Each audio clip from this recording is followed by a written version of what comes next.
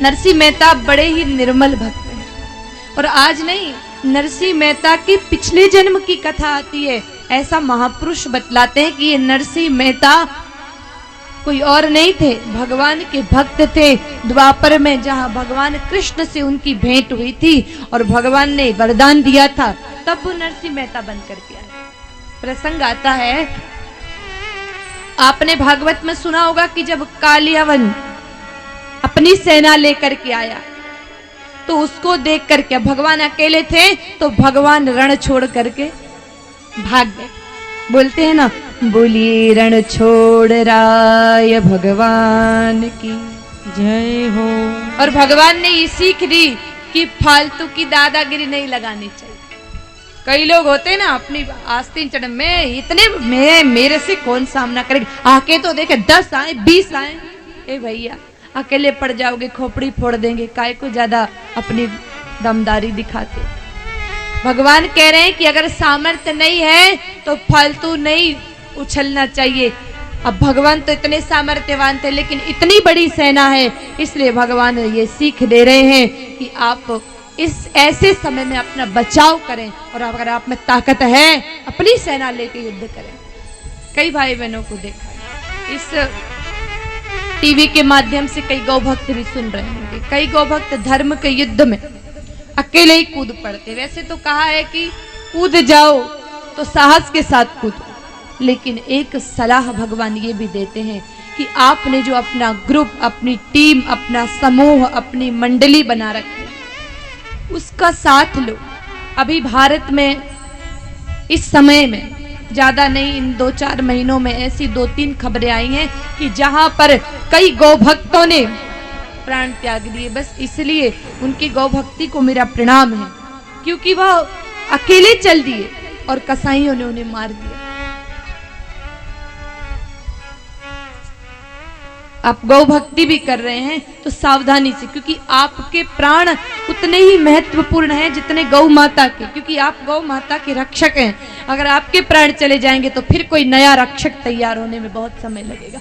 इसलिए जितनी रक्षा गौ माता के प्राणों की हो, उतनी गौ भक्त के प्राणों की, गौ रक्षक के प्राणों की भी होनी चाहिए। तो जब भगवान श्री कृष्ण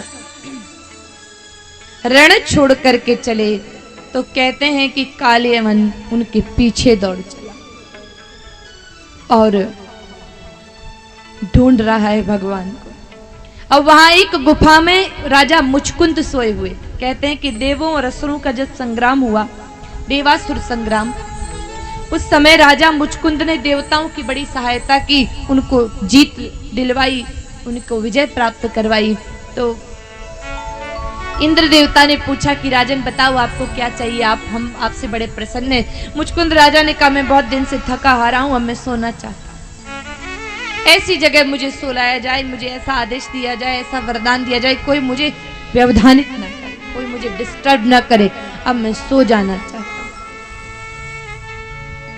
अब राजा मुचकुंद उस गुफा में सो गए और भगवान देवताओं ने वरदान दिया है कि जिस दिन राजा मुचकुंद की इच्छा के बिना कोई उन्हें उठा देगा, उनकी आंख खुलते ही वह भस्म हो जाए।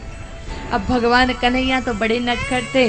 भगवान श्री कृष्ण चंद्र जी ने अपना पीतांबर राजा मुचकुंद को ओढ़ा दिया। इधर कालियावन जब आया तो देख करके कहता है, अच्छा इतनी होशियारी, वाह कन्हैया, तो क्या सोच मुझे पागल समझा है? पैर पसार के ओढ़ के सो रहा है ताकि मैं समझूं कि भाग गया। वाह रे वाह कान्हा। और कालियावन ने खींच करके जब लात मारी, राजा मुचकुंद की नींद टूटी, नेत्र खुले और कालियावन जल करके भस्म हो गए। बोलिए कृष्णचंद्र भगवान जय हो।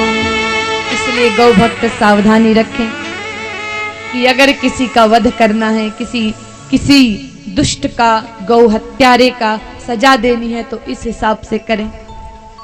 प्राण अपने कीमती हैं, थोड़ा संभाल के रखें।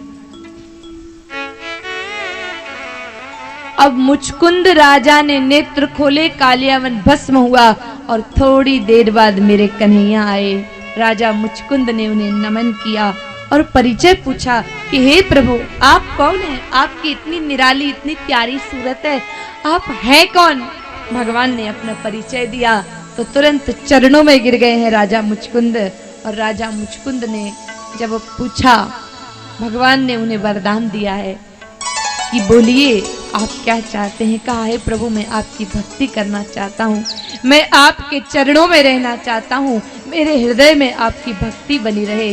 भगवान ने वरदान दिया, वही राजा मुचकुंद नरसिंह मेहता जैसे भक्त बनके इस धरती पर प्रकट हुए। ठाकुर जी की लीलाएं बड़ी निराली, तो ये सामान्य नहीं है। नरसिंह मेहता बड़े निर्मल है। नरसिंह मेहता ऐसे भक्त हैं, भगवान यही नहीं मिल जाते मेरे भाई बहनों। 56 भोग लगाओ, बहुत कुछ करो, लेकिन मन शुद्ध नहीं हो तो ठाकुर जी नहीं मिलते।